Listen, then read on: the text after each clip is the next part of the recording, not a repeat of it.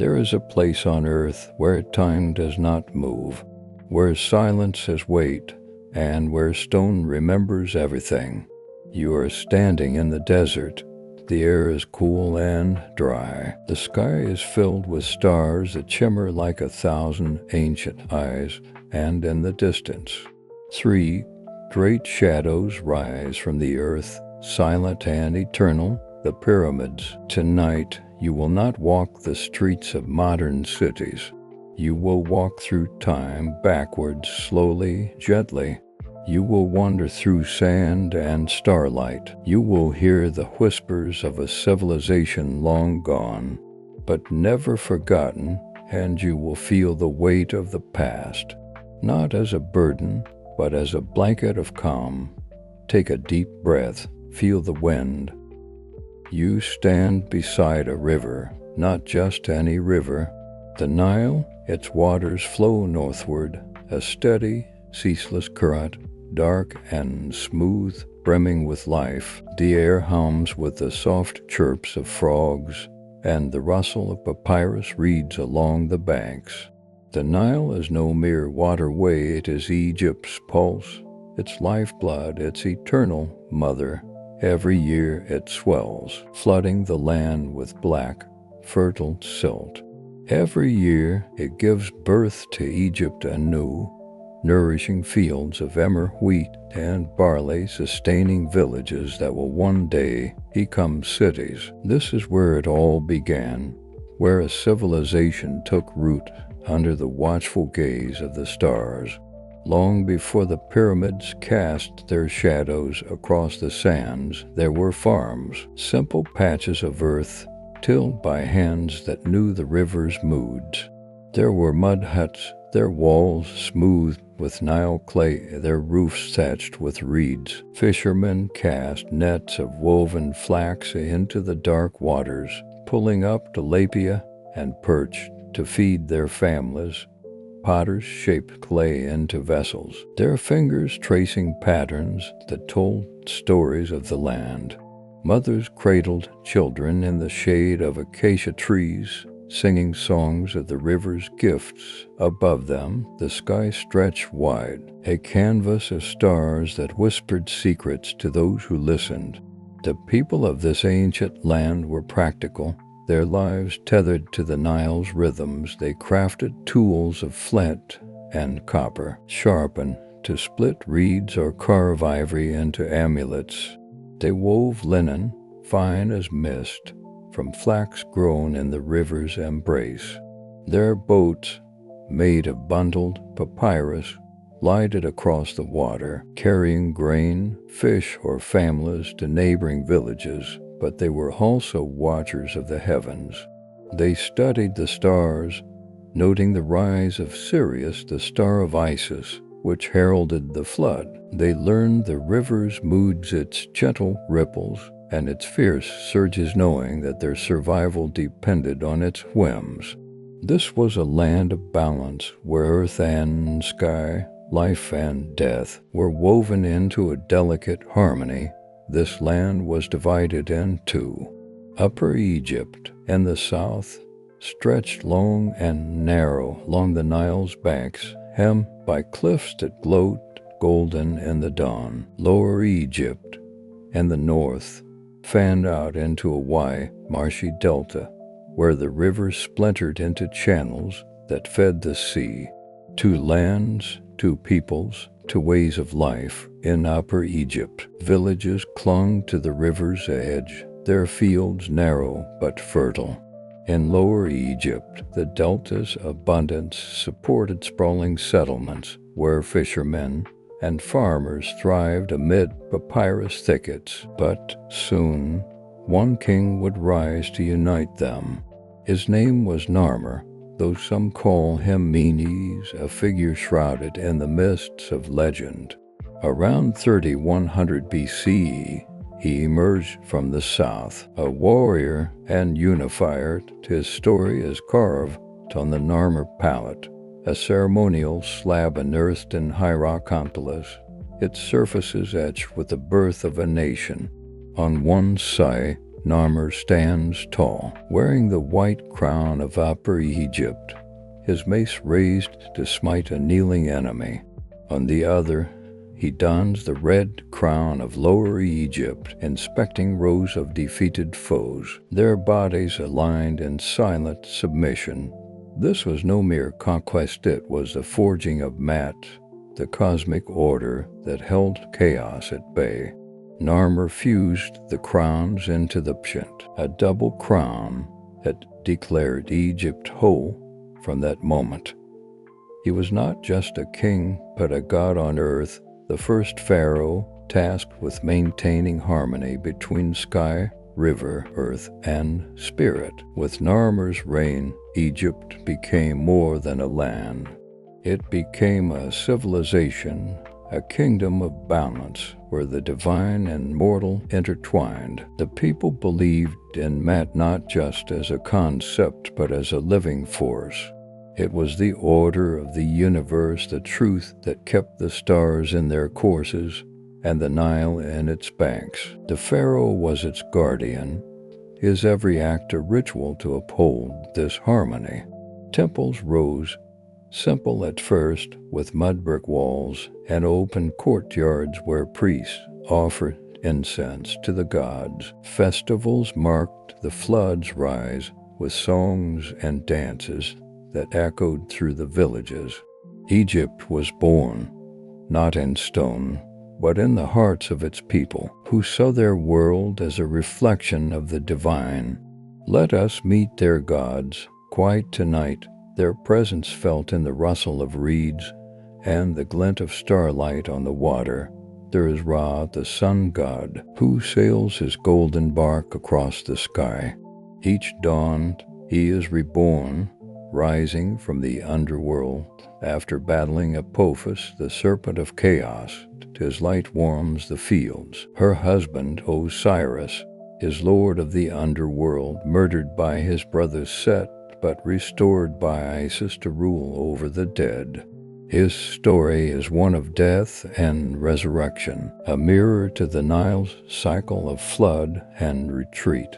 And there is Anubis, the jackal-headed guardian, who weighs the hearts of the dead against the feather of Mat, judging their worth for the afterlife.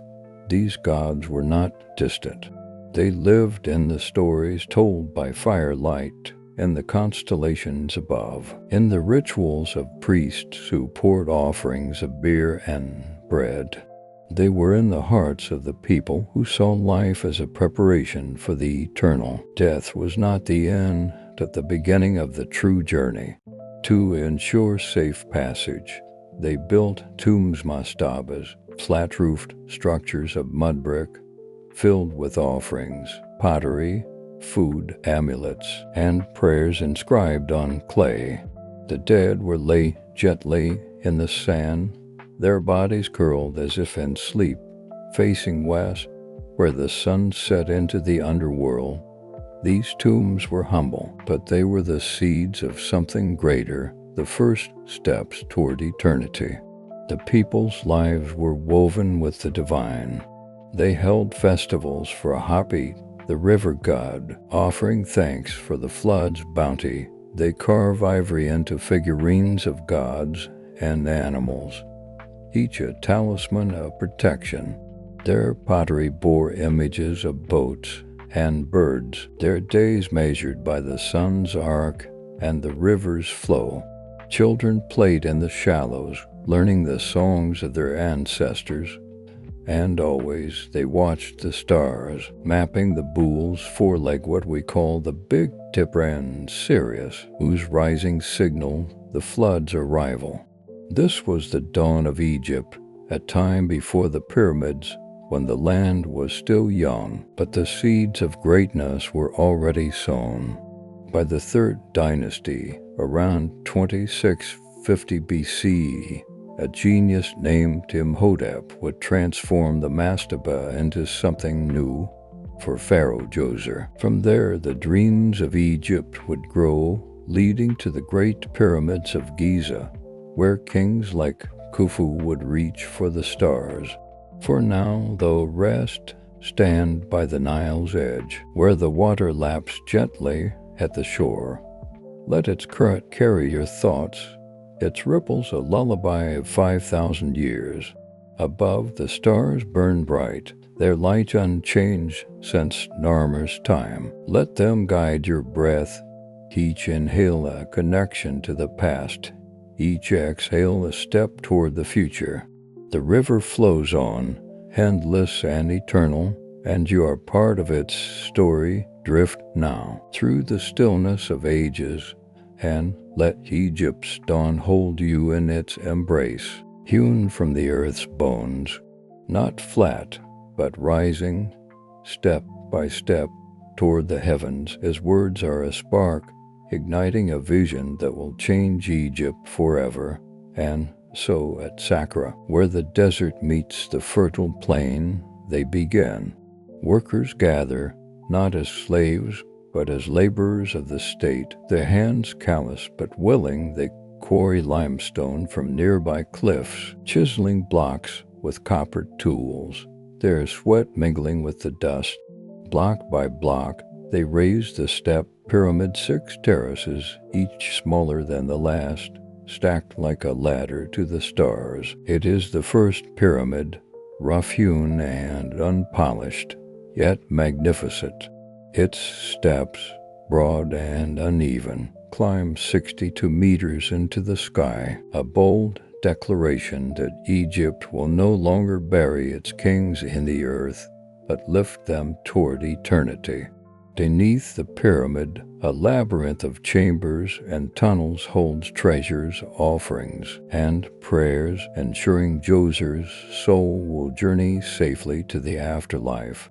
The step pyramid is not yet smooth, not yet perfect, but it is a beginning, a spark that will grow into a flame.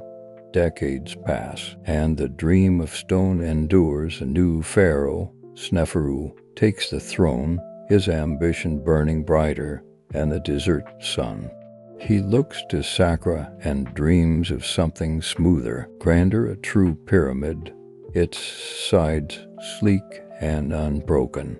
His first attempt at Medan is bold but flawed. The builders choose an angle too steep, and the structure buckles, its outer casing crumbling into the sands.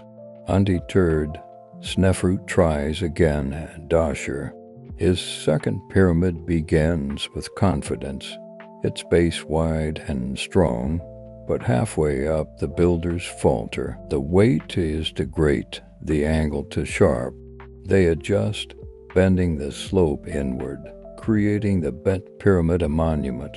Caught mid-breath, awkward yet beautiful in its imperfection, Sneferu, unbowed, learns from failure. His third attempt, also at Dahshur, is a triumph.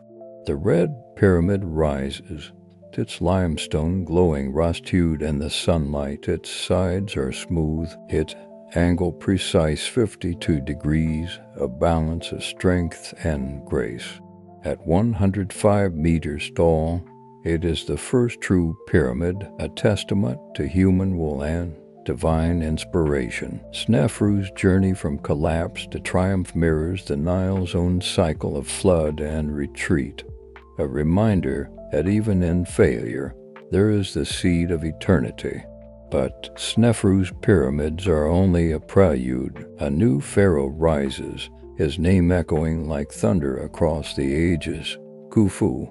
Around 2580 BCE, he sets his sights on Giza, a plateau where the desert kisses the sky. Khufu's vision is not just a tomb, but a monument to rival the gods. The Great Pyramid of Giza will be his legacy, a structure so vast, so precise, that it will stand as the last of the 7 wonders of the ancient world, enduring when all else fades. Imagine the scale, over 2.3 million blocks of limestone and granite, each weighing between 2 and 15 tons. Some blocks, deep within, are as heavy as 80 tons, hauled from quarries hundreds of miles away. The pyramid rises 146 meters, its sides aligned with the cardinal points, so precise that a razor blade can barely slip between the stones.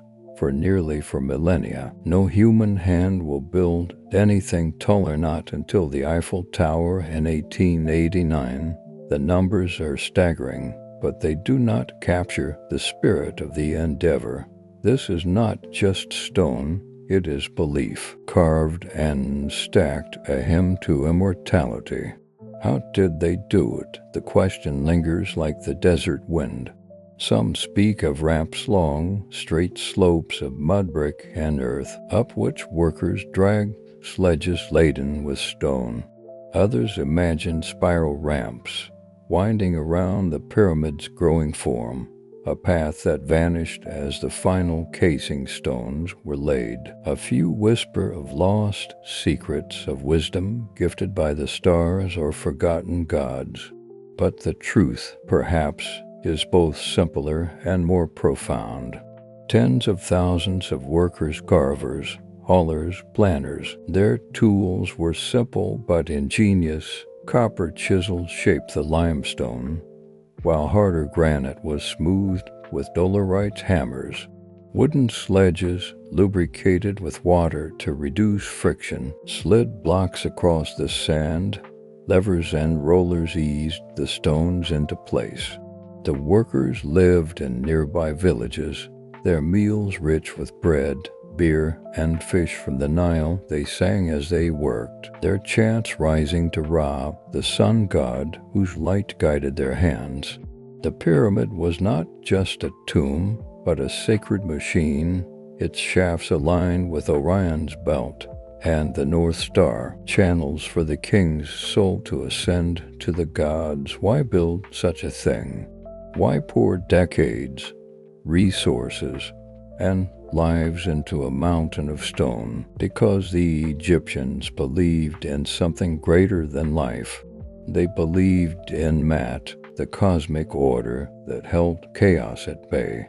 The pyramid was a beacon, a bridge between earth and sky, ensuring the king's immortality and the land's stability. Inside, deep in the king's chamber, Khufu's body would rest, surrounded by treasures, food, amulets, and scrolls. His soul would rise through star-lined shafts, joining Ra in his solar bark, living forever among the gods. Now imagine lying at the base of the Great Pyramid. The desert floor is cool beneath you, the wind a soft murmur across the sands. Above, the sky is deep indigo, scattered with stars that have watched Egypt for millennia. The stones hum with memory, their surfaces worn but unyielding. You hear echoes, the rhythmic chants of workers, the scrape of stone on stone, the prayers carved into limestone. May the king live forever. May his soul rise with the stars. You breathe slowly, feeling small yet calm. The pyramid looms, silent and perfect, a testament to a people who dared to build for eternity. Its presence is a weight, not of stone, but of time, pressing gently on your heart. You're touching something eternal, a dream that has outlasted empires. Soft pause. The night holds you, and the stones keep your secrets. We will return soon to walk the halls of these kings, to uncover the dreams they carried into the afterlife. But for now, sleep.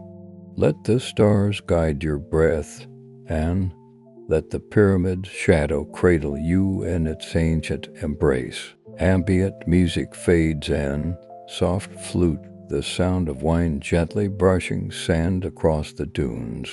The pyramid was only the beginning. For the pharaoh, death was not the end, it was a doorway to something far greater. Tonight, we journey beyond that doorway. We follow the soul through rituals and spells, through stars and silence, into the world that the ancient Egyptians believed waited after life. They called it the duat, The underworld, a realm of shadow, danger, and mystery, but also of judgment and hope. When a person dies, their soul called the ka would awaken. It stirred within the body a faint shimmer of life, like the flicker of a star against the black desert sky. But it could not simply rise and be freed. No, it had to travel. The do-it was no simple passage. It was a labyrinth of trials, a world unseen yet ever present, woven into the fabric of existence. The soul faced rivers of fire that burn without heat, their flames licking at the edges of eternity. It passed through gates guarded by serpent gods, their eyes glowing like embers, their hisses echoing with ancient riddles. Each gate demanded a price, a spell, a name, a truth spoken from the heart. The Book of the Dead, a sacred text inscribed on papyrus or carved into tomb walls, provided the words to navigate these trials. Spell 17 to appease the guardians, spell 125 to prepare for judgment.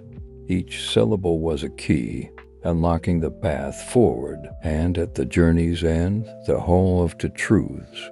There the soul would stand before Osiris, the god of the afterlife, the eternal judge. He sat on a throne of obsidian and gold, his green skin radiant with divine power, his Atef crown adorned with ostrich feathers swaying faintly in the underworld's breeze, surrounded by 42 divine judges, each representing a facet of Mat. Truth, justice, balance. Osiris presided over the soul's fate.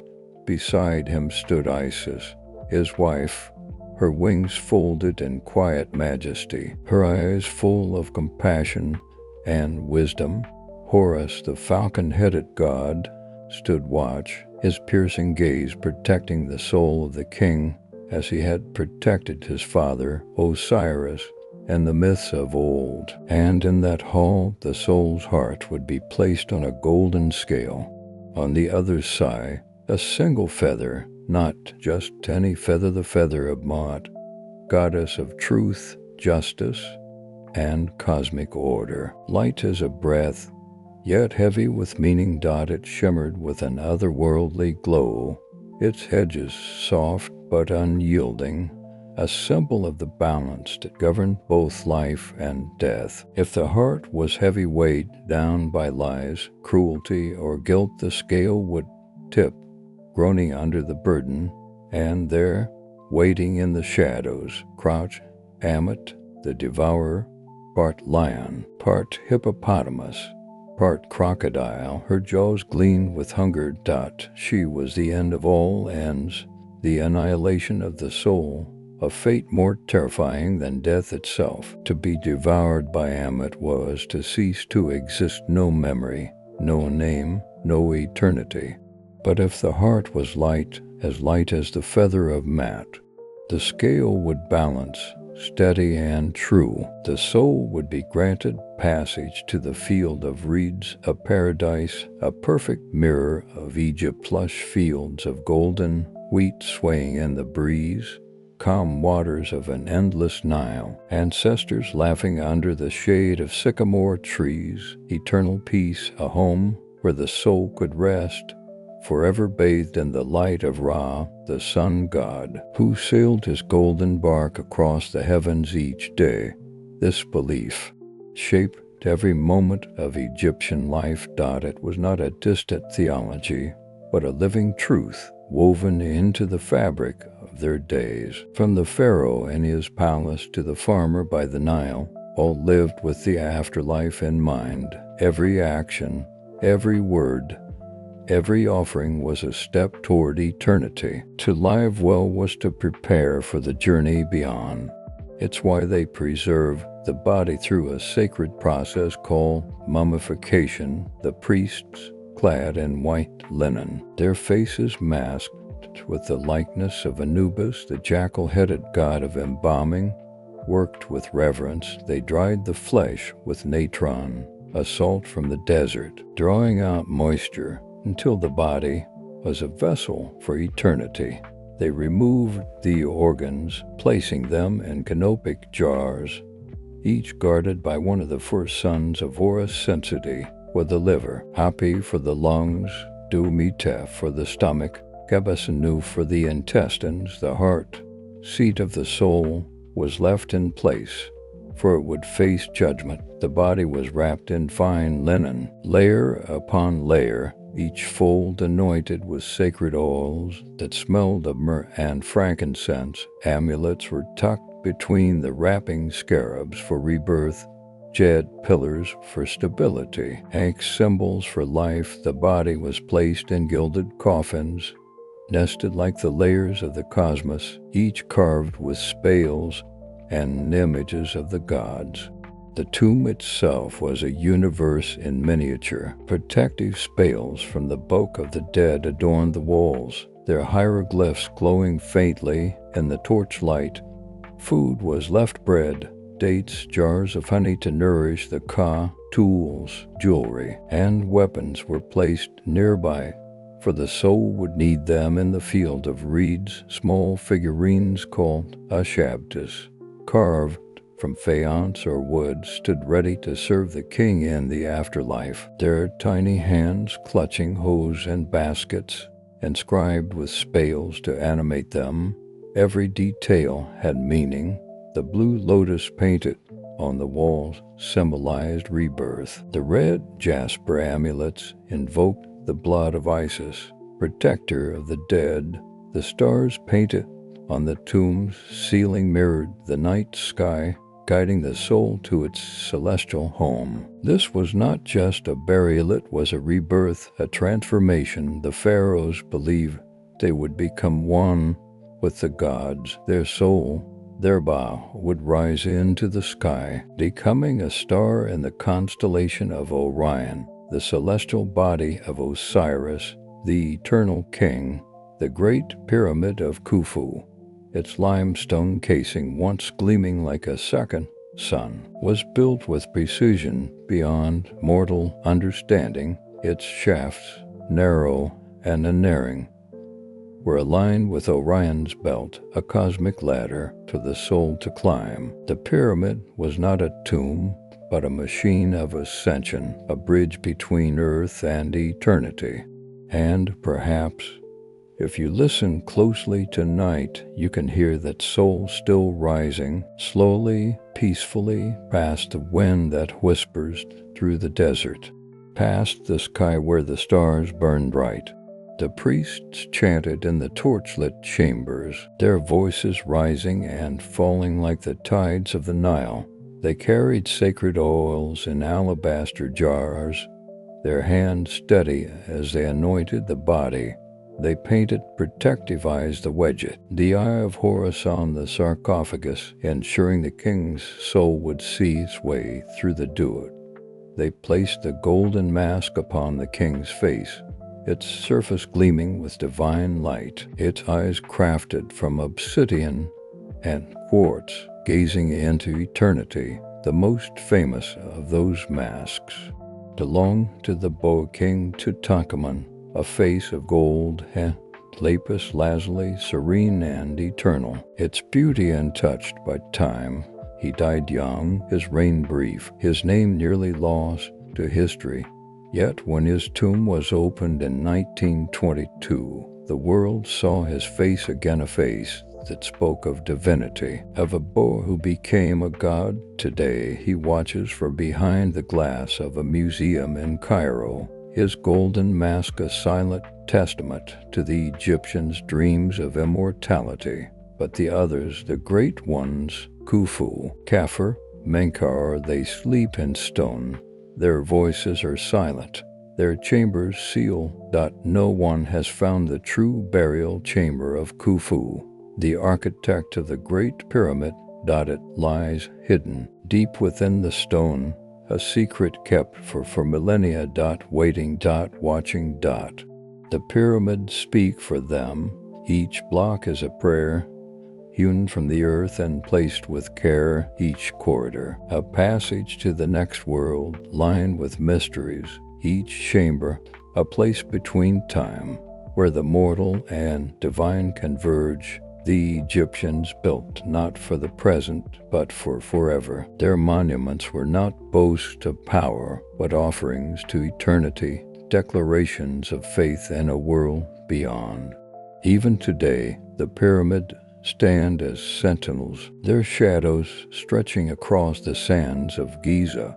They are not ruins, but living relics, their stones warm with the memory of the hands that shaped them. The desert wine carries their story, a whisper of rituals performed under starlight, of priests chanting hymns to Ra, of mourners weeping for their king while believing he would rise again. And now, here you are, lying beneath the same stars that watched the embalmers work, their light unchanged since the days of the pharaohs, breathing the same desert wind that whispered through the halls of the tombs, carrying the scent of dust and time, listening to a silence that is not empty, but full of belief, full of longing, full of love for the eternal.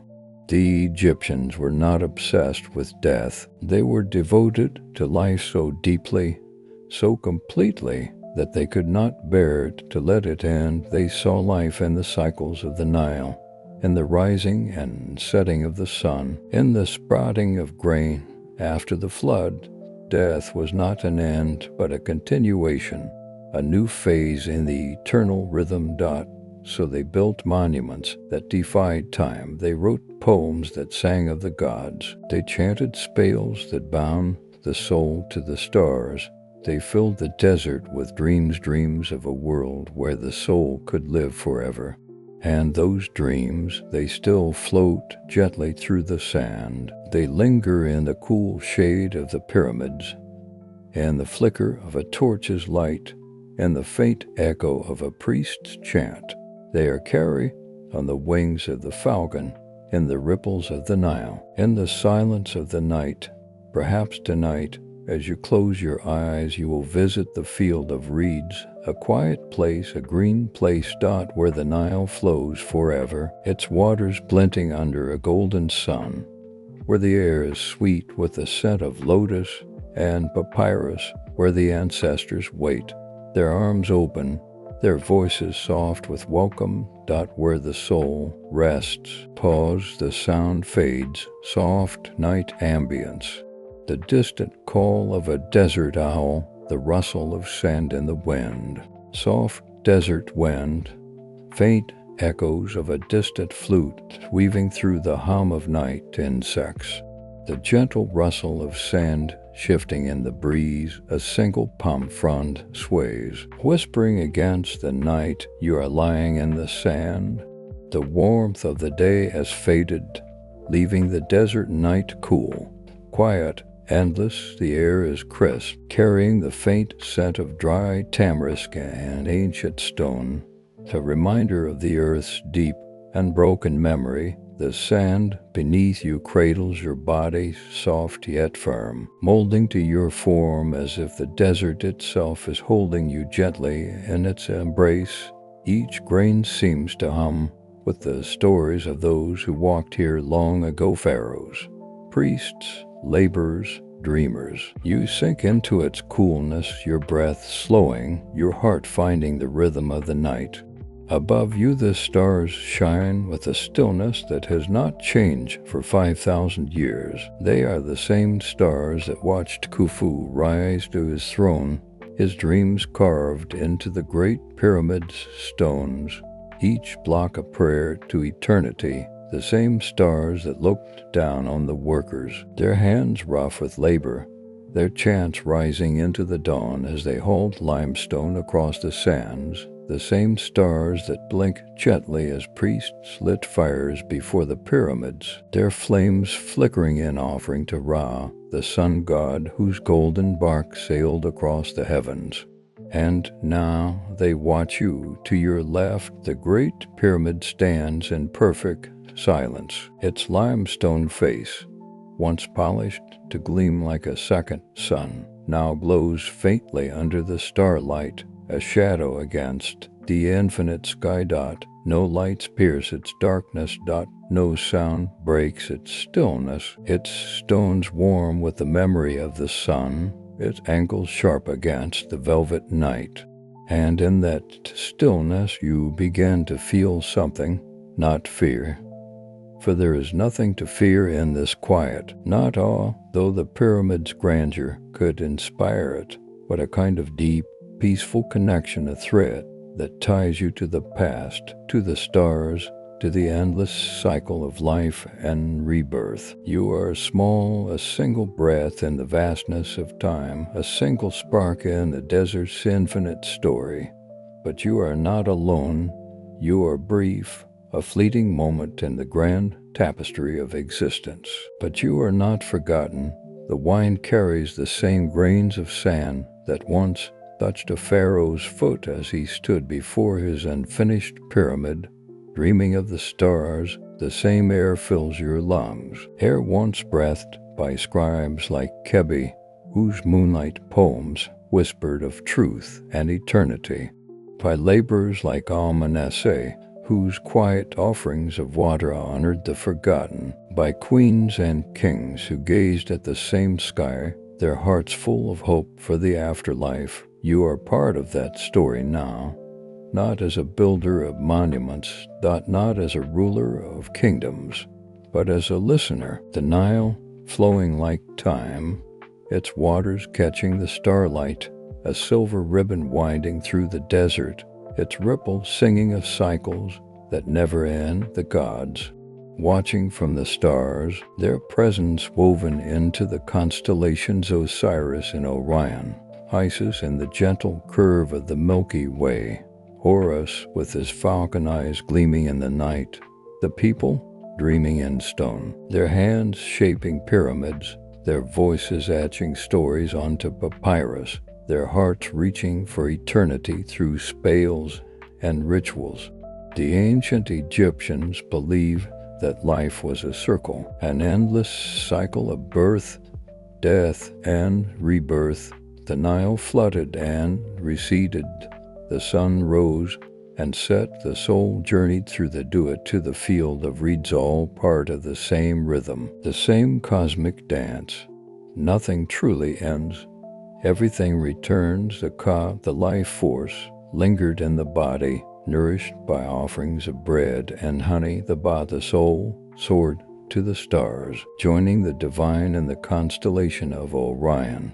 The eternal spirit, rested in the paradise of the afterlife, where the fields were green and the Nile flowed forever. The pyramid was never just a tomb. It was a reminder of vow etched in stone, that even when things crumble, when stone weathers and names fade, some part of us remains. The pyramid was a machine of ascension, its shafts aligned with the stars of Orion, a pathway for the pharaoh's soul to rise and join Osiris, the eternal king. It was a promise that the human spirit could endure, could transcend time, could become part of the eternal cycle of the cosmos. You breathe slowly now, your chest rising and falling in time with the desert's quiet pulse. The sand beneath you is soft and cool, a gentle cradle molded by the wind, its grains whispering of the hands that shaped the pyramids, the feet that walked the Nile's banks, the voices that chanted to the gods. The breeze hums gently across the dunes, carrying the faint scent of tamarisk, myrrh, and the distant, earthy promise of the Nile. It brushes your skin, light as a feather, soft as the touch of Mat, the goddess of truth and balance. You close your eyes, but you are not asleep, not yet. Instead, you are drifting between now and then, the present and the ancient past, blending like the waters of the Nile meeting the sea, between earth and sky, the desert beneath you and the stars above, forming a single, unbroken whole between story and silence. The tales of Kebi, Neferu, an ominous echoing in your heart, their lives woven into the desert's endless narrative. If you listen closely, you may hear a voice, not loud, not commanding, not carved in words, just a feeling, soft as the brush of a lotus petal, a thread in the tapestry of existence that stretches from the first sunrise to this quiet night. You are no longer just lying beside a pyramid.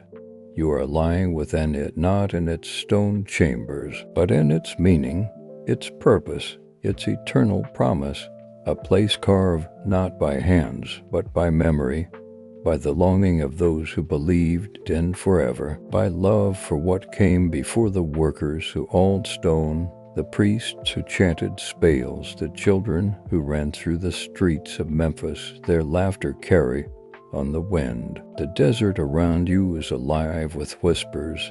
The rustle of sand is the echo of footsteps, laborers dragging sledges across the dunes, priests walking in procession with jars of sacred oil, mourners weeping for their king, yet trusting he would rise again. Out the wind carries their voices, faint but clear, a chorus of lives lived long ago. You hear Kebi, the scribe from Saqqara, his reed pen scratching under the moonlight, his poems dreaming of truth lighter than a feather. You hear Neferu, the girl by the Nile, her soft voice offering kindness to a silent god, her handful of dates bringing the flood. You hear Amenese, the water carrier, his quiet steps circling the great pyramid, his small cup of water poured for those who labored. Their stories, told in the sand, are part of you now, their dreams woven into your own. Above, the sky stretches wide, a canvas of light and shadow, a map of the gods. The constellation of Orion glows bright in the east, its 3 stars on attack, Alnilam, Mintaka line, like the pyramids of Giza below, a celestial mirror of the earth's sacred geometry. To the ancient Egyptians, this was Osiris, the eternal king of the afterlife, his form etched in the heavens, guiding the souls of the departed to their celestial home. The great pyramid's shafts, carved with precision beyond mortal understanding, point to his stars, a pathway for the pharaohs but to rise and join him in eternity. The priests aligned their rituals to these stars, their chants rising with the constellation, their fires burning to light the way. Beside Orion, the dog star, Sirius, begins to rise, its light sharp and silver against the velvet sky. To the Egyptians, Sirius was Sopdet, the goddess who heralded the Nile's flood, her appearance marking the heliacal rising that signaled the new year. When Sirius rose, the people gathered along the river, their voices raised in songs of gratitude, knowing the waters would swell, the fields would green, and life would return. Sopdet was the promise of abundance, the spark of renewal, the proof that the cycle never broke. Even the stars are part of the rhythm. Nothing is lost. Everything returns. You breathe deeper now, each inhale drawing in the cool night air, each exhale releasing the weight of the day, the worries of the present falling away like sand slipping through your fingers. The desert holds you, its silence a lullaby, its vastness a cradle woven from time itself. The pyramids stand as silent guardians, their stones warm with the memory of countless suns, their shadows soft under the starlight. Their presence a reminder that you are safe, you are seen, you are part of something greater. You can sleep, not just to rest, but to dream, to float across time, along the same river that carried the boats of the pharaohs, their sails catching the wind as they journey to sacred sites. To drift under the same sky that watch their rituals, the stars unchanging, the gods eternal. To move toward the same horizon where Ra, the sun god, rises each dawn, his golden light painting the desert anew.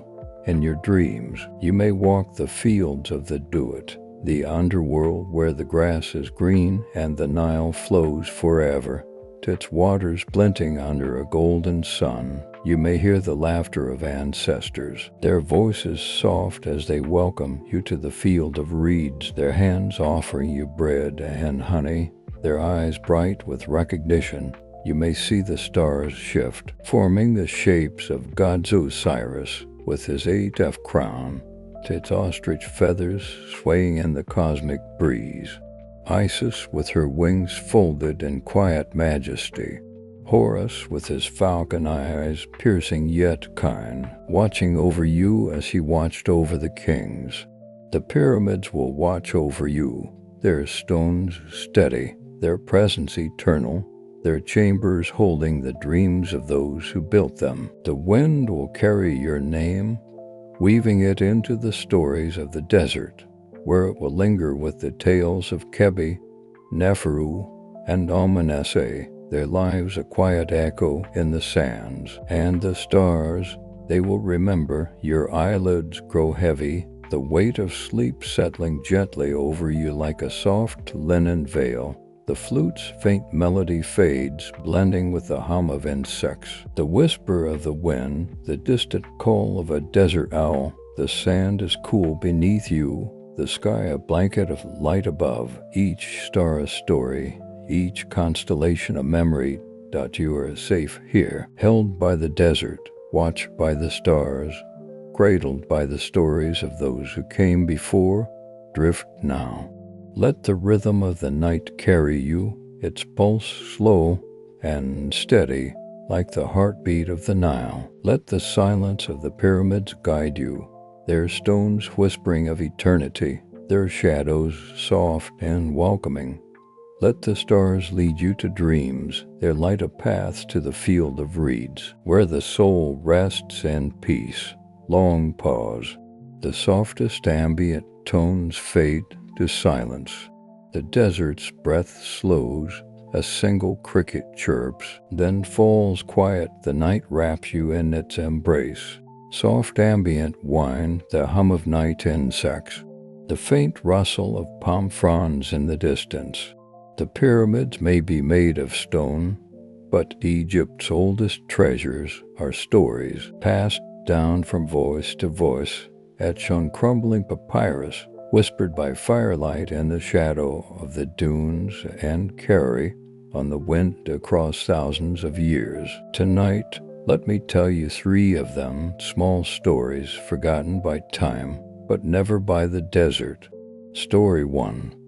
The scribe and the dream, a tale of a dream that was more than a dream. Long ago, in the shadow of the step pyramid at Saqqara, there lived a young scribe named Kebi. His days were filled with the scratch of reed pens on papyrus, copying lists of grain, recording temple offerings, and transcribing prayers to the gods. He lived simply in a modest mud brick house near the necropolis, his life quiet, humble, ordinary. His fingers were stained with ink, his shoulders hunched from hours bent over scrolls, but his heart was bright with curiosity. Kebi had one strange habit.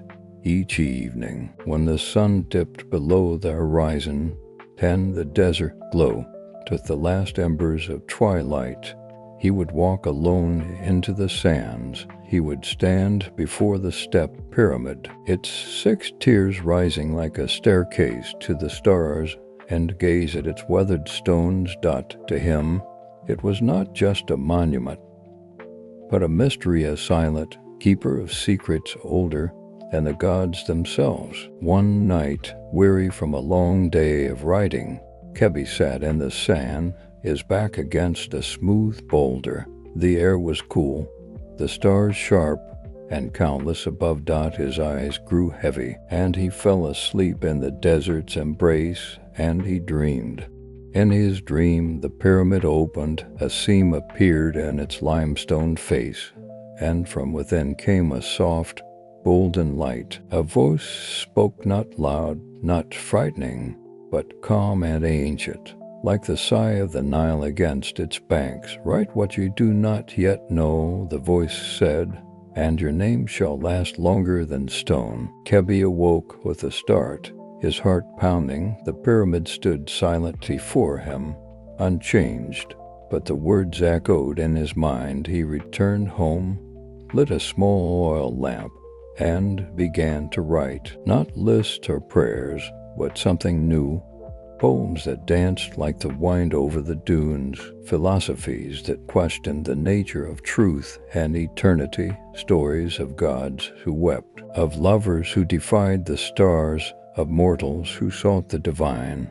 He wrote in secret, by moonlight, his reed pen trembling with the weight of his thoughts. He hid his scrolls in a clay jar beneath a rock near the pyramid, fearing his words were too bold, too strange for the priests or scribes to understand. Kebi died young, struck by a fever before his 30th year, his work unknown, his name uncelebrated. Centuries later, when builders came to restore the ancient tombs of Saqqara, they uncovered a weathered jar buried in the sand. Inside were scrolls, fragile as whispers, covered in Kebi's elegant hieroglyphs. One line stood out, etched with a precision that seemed to defy time. Truth is lighter than a feather and longer than a pyramid. No one knew who wrote it. The scrolls were studied, copied, and passed to the archives of a temple, but the name of their author was lost. Yet we know his name was Kebi. And tonight, beneath the same star that watched him dream, you've heard his story, perhaps. If you listen closely, you can still hear the scratch of his pen, carried on the desert wind. Story 2. The girl who tamed a god, a myth of kindness over power. In a quiet village nestled along the banks of the Nile, where the reeds grew tall and the ibises waited in the shallows, there lived a girl named Neferu. She was no priestess, no noble, no sorceress. She had no power, no magic, no titles, only a soft voice that hummed as she worked, and a heart so kind it seemed to glow like the morning sun. Neferu spent her days tending to the village's needs, carrying water from the river, sharing her small harvest of dates and figs with those who had none, and feeding the birds that gathered at the water's edge. Her laughter was a melody, her presence a comfort to all who knew her. One year the Nile did not flood. The river, the lifeblood of Egypt, remained low and sluggish, its waters barely lapping at the cracked earth. The crops withered in the fields. The granaries grew empty, and the people's prayers grew desperate. They offered gold and incense at the temples. They sang hymns to Hapi, the god of the Nile. But the river remained silent. The priests shook their heads, the villagers whispered of curses, and fear settled over the land like dust. Then Neferu did something strange one evening. As the sky burned red with the setting sun, she walked alone to the river's edge. Her bare feet sank into the dry, crumbling riverbed. From her worn linen pouch, she took a handful of dates and figs, her own meager meal, scattered them gently into the parched earth. She knelt, her hands brushing the cracked ground, and whispered, "If you are sad, Hapi, here is something sweet. And if you are tired, rest in me." Her words were simple, unguarded, carried away by the evening breeze. She stood, brushed the dust from her hands, and returned home, her heart light despite the hunger in her belly. That night, far in the distant mountains, rain began to fall, soft at first, then a torrent, swelling the tributaries that fed the Nile within days. The river rose, its waters surging through the village, lapping at the fields with a gentle, life-giving rhythm. The crops drank deeply, the granaries filled, and the people sang songs of gratitude to Hapi. The villagers built shrines to the river god, adorned with lotus flowers and offerings of bread. But Nefer never claimed credit. She simply smiled, her eyes bright as she fed the birds by the water's edge, her soft hum mingling with the Nile's song. It is said that Hapi, the god of the flood, still visits her grave each spring, the silent guardian, a gentle legend about a worker who stayed behind. Long ago, during the reign of Khufu, when the Great Pyramid rose stone by stone from the sands of Giza, thousands of workers toiled under the relentless sun. They came from every corner of Egypt, quarrymen from Tura, masons from Memphis, farmers who left their fields to serve the king. They worked in shifts, their hands calloused, their voices raised in chants to keep rhythm as they dragged limestone blocks across the desert. Among them was a man named Almanese. He was not a builder, not a priest, not a foreman. He was a water carrier, his shoulders bowed under the weight of clay jars slung across a wooden yoke. Each day, he walked among the workers, offering cups of cool water drawn from the Nile, his smile quiet but steady, his presence a small comfort in the heat and dust. He spoke little, but his eyes were kind, and his hands never faltered as he poured water for the weary. When the Great Pyramid was complete, its limestone casing gleaming like a beacon under the sun, the workers returned to their villages. They carried stories of their labor, of the monument that would carry Khufu's soul to the stars. But Almanese stayed. No one knew why. He had no family in Giza, no reason to remain. Yet each morning, as the first light touched the pyramid's peak, he would circle its base, his steps slow and deliberate. He carried a small clay cup filled with water from the Nile and poured it gently at the pyramid's foundation. As the water sank into the sand, he whispered, "For those who labored, may your thirst be quenched." His words were a prayer, not for the king, but for the thousands whose hand had shaped the pyramid, the men and women whose names would never be carved in stone. He offered water to their memory, to their sweat, to their lives given in service. Almanese grew old, his hair graying, his steps slower, but he never stopped his quiet ritual. When he died, no one marked his grave. No one carved his name in the annals of the pharaohs.